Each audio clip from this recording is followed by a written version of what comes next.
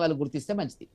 రెహమాన్ గారు, ఏంటి అంటే తెలంగాణ నీళ్లు నిధులు నియామకాలు అన్నాం, నీళ్లు ఎవరికి వాళ్ళు తీసుకొని దాచుకోలేని పరిస్థితి కాబట్టి నీళ్లను వదిలేశారా? నిధులు నియామకాలకు సంబంధించి పెద్ద ఎత్తున అవినీతులు జరుగుతున్నాయా? గత ప్రభుత్వంపై ఈ ప్రభుత్వం, ఈ ప్రభుత్వంపై గత ప్రభుత్వం, ఒకరికి ఒకరు విమర్శలు చేసుకుంటూ ఉన్నారు. ప్రజలు ఒక స్పష్టమైన తీర్పిచ్చారు. ఒకరిని అధికార పక్షంగా కూర్చోబెట్టారు, ఒకరిని ప్రతిపక్షంగా కూర్చోబెట్టారు. ఇద్దరూ తమ తమ బాధ్యతలను నిర్వర్తించాల్సింది పోయి రకరకాల అంశాలు తెరపైకి వస్తున్నాయి. అసెంబ్లీ వేదికగా జరగాల్సిన చర్చలు వీధి పోరాటాలుగా ఎందుకు తెలంగాణలో మారాల్సి వచ్చింది? ఎలా చూస్తున్నారు ఈ అంశాన్ని? వంశీ గారు, మీకు అట్లానే మిత్రులు కార్తిక్ గారు, రామూర్తి గారు, పెద్దలు వెంకటరెడ్డి గారికి, అలాగే ఐ న్యూస్ ప్రేక్షకులకు అందరికీ గుడ్ ఈవినింగ్. ఎలక్షన్స్ దగ్గర పడుతున్నాయి. మనం చాలా కాలంగా ఈ అంశాలను చూస్తూ వస్తున్నాం. ఎలక్ట్రానిక్ మీడియా బాగా పెరిగిన తర్వాత, ఒక సమాచార విప్లవం అనేది బాగా పెరిగిన తర్వాత, గడిచిన ఒక 10 ఏళ్లుగా మనం ఇదే చూస్తున్నాం వంశీ గారు. 20 ఏళ్లుగా సవాళ్లు విసరడం, ప్రతి సవాళ్లు విసరడం. ఇంతవరకు ఒక వేదిక పైకి ఇద్దరు నాయకులు ప్రజల మధ్యలోకి వచ్చి ఏ అవినీతి ఆరోపణల మీద నీ దగ్గర ఏం ఆధారాలు ఉన్నాయో, లేకపోతే తమ సచ్చీలత నిరూపించుకోవడానికి తమ దగ్గర ఏం ఆధారాలు ఉన్నాయో వేదికలు ప్రకటించిందే తప్ప ఇప్పటి వరకు చరిత్రలో ఏ పార్టీ అధికారంలో ఉన్నా ఏ నాయకుడు ఎక్కడ వచ్చి కూర్చొని మాట్లాడింది లేదు.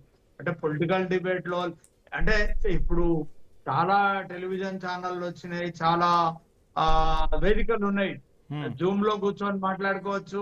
అట్లాంటివి కాకుండా నువ్వు ఎంత మందితో వస్తావు చెప్పు, నేను ఇంత మందితో వస్తా, నువ్వు ఒకడివే వస్తావా, నేను ఒక్కడనే వస్తా, ఈ రకమైన పద్ధతుల్లో అంటే చర్చలు అనేటివి నిజానికి ఏ పార్టీ అధికారంలో ఉన్నా ఇవి బల ప్రదర్శన కేంద్రాలు కావు. నిజానికి ప్రతిపక్షం ఖచ్చితంగా ప్రశ్నించేటువంటి హక్కు, వివరణ కోరే హక్కు ప్రతిపక్షానికి ఉంటది. కాబట్టి వివరణ అనేది ఖచ్చితంగా అధికార పక్షం కూడా ఇవ్వాల్సిందే, జవాబుదారీతనంగా ఉండాల్సిందే.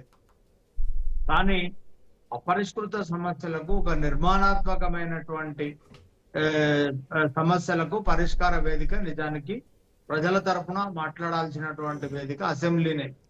ఇక్కడ మాట్లాడాలి, అక్కడ మాట్లాడుకోవాలి. ఆ ప్రజల సమస్యలకు పరిష్కారం కనుగొనేదిగా పార్లమెంట్ గాని అసెంబ్లీ వేదికలు ఉండాలి. గతంలో మనం చూసినాము, అంటే మనం నెహ్రూ ఉన్నప్పుడు కానీ, ఇందిరాగాంధీ ఉన్నప్పుడు కానీ ప్రతిపక్ష నాయకులు అంటే పుచ్చలపల్లి సుందరయ్య గారు సైకిల్ మీద పార్లమెంట్ పోయేటోడు. ఆయన వచ్చే వరకు ట్రాఫిక్ లో, ఆయన పార్లమెంట్ కు చేరుకునే వరకు పార్లమెంటును ఆపిన సందర్భాలు, అంటే ప్రతిపక్ష నాయకుడు ఏం మాట్లాడతాడో తీసుకోకుండా అసలు అంటే ఆ బిల్లును కంక్లూడ్ చేసేవాళ్ళు కాదు. దీని మీద అంటే ప్రతిపక్షాల విమర్శలకు ఆ లీడర్ ఆఫ్ ది హౌస్ ఎంత అవసరమో దానిపైన సద్విమర్శ, లేకపోతే నిర్మాణాత్మకమైనటువంటి పాలన కోసం లీడర్ ఆఫ్ అపోజిషన్ కూడా అంతే ఇంపార్టెంట్. ప్రజాస్వామ్యంలో అధికార ప్రతిపక్ష కానీ ఒక్కరోజు కనపడుతుంది ఎక్కడ అంటే స్పీకర్ ని ఎన్నుకునే సమయంలో కాస్త, అంటే సభలో మొదటి రోజు మాత్రమే కాస్త వాతావరణం కనపడుతుంది తప్ప, సభలో అయినా బయట అయినా ఎక్కడా కూడా ఒకళ్ళపై ఒకళ్ళు విమర్శలు ప్రతి విమర్శలు చేసుకోవటమే తప్ప సాహిత్యకమైన సలహాలు ఇచ్చే పరిస్థితులు కానీ, సాహిత్యకమైన విమర్శలు కానీ, ప్రజలు ఆమోదించదగ్గే మాటలు కానీ కనిపించట్లేదు అనేది చాలా మంది తెలంగాణ ప్రజానికం నుంచి కూడా పెద్ద ఎత్తున చర్చ సాగుతున్న పరిస్థితి. ఎందుకు వస్తున్నాయి అసలు ఈ పరిస్థితులు తెలంగాణలో? నిజానికి వంశీ గారు, పార్లమెంటరీ భాష అనేది ఒకటి ఉన్నదండి. రాజకీయాల్లో మాట్లాడుకోవడానికి పార్లమెంటరీ లాంగ్వేజ్ అనేది ఒకటి ఉన్నది. నిజానికి వెంకటరెడ్డి గారికి కూడా చాలా సుదీర్ఘమైన అనుభవం ఉంది. గతంలో ఎవరు మాట్లాడినా చాలా నవ్వుతూ మాట్లాడేవాళ్ళు, ప్రశ్నలు అడిగినా నవ్వుతూ అడిగేవాళ్ళు, సమాధానాలైనా నవ్వుతూ రాబట్టేవాళ్ళు. ఒక నిర్మాణాత్మకత అనేది ఉండేది గతంలో. రాను రాను అది లోపించి ఎంత ఆవేశంగా అధికార ప్రతిపక్షాలు కూడా అంటే నిజానికి ప్రతిపక్షానికి కొంచెం నిలదీసే తత్వంగా, కొంచెం గట్టిగా మాట్లాడే తత్వం నిజానికి ప్రతిపక్షానికి ఉంటది. కానీ చాలా సందర్భాల్లో అధికార పక్షాలు కూడా అదే స్థాయిలో మళ్ళీ తిరిగి దాడులు, ప్రతి దాడులు, అంటే మాటల యుద్ధాలు జరుగుతున్నాయి. ఇది ప్రజాస్వామ్యానికి మంచిది కాదు. ప్రజాస్వామ్య వ్యవస్థలో లోపాలు ఖచ్చితంగా ఉంటాయండి, లోపాలు ఖచ్చితంగా ఉంటాయి. వాటిని సరిదిద్దుకోవాలి, ముందుకెళ్ళాలి. ప్రతి పైసాకు ప్రభుత్వం సమాధానం చెప్పాలి. ప్రతి పైసాను ప్రజల తరపున నిలదీసేటువంటి బాధ్యత ప్రతిపక్షాలకు ఉంటది. ఎస్ కాబట్టి ఏదైనా ప్రతిపక్షాలు ప్రజల పక్షం వహించాలి.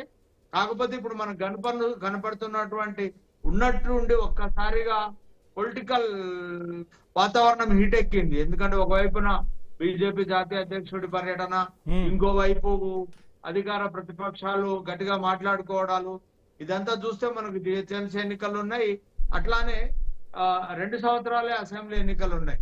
కాబట్టి ఎన్నికల సందర్భంగా పొలిటికల్ పార్టీస్ ప్రిపేర్ అవుతున్నట్టుగా మళ్ళీ ప్రజల దగ్గరకు వెళ్ళడానికి అస్త్రశస్త్రాలు సిద్ధం చేసుకుంటున్నట్టుగా మనకు కనబడుతుంది. ప్రజాస్వామ్యంలో పార్లమెంటరీ వ్యవస్థలో పార్లమెంటరీ లాంగ్వేజ్ తోటి వెళితే మంచిది.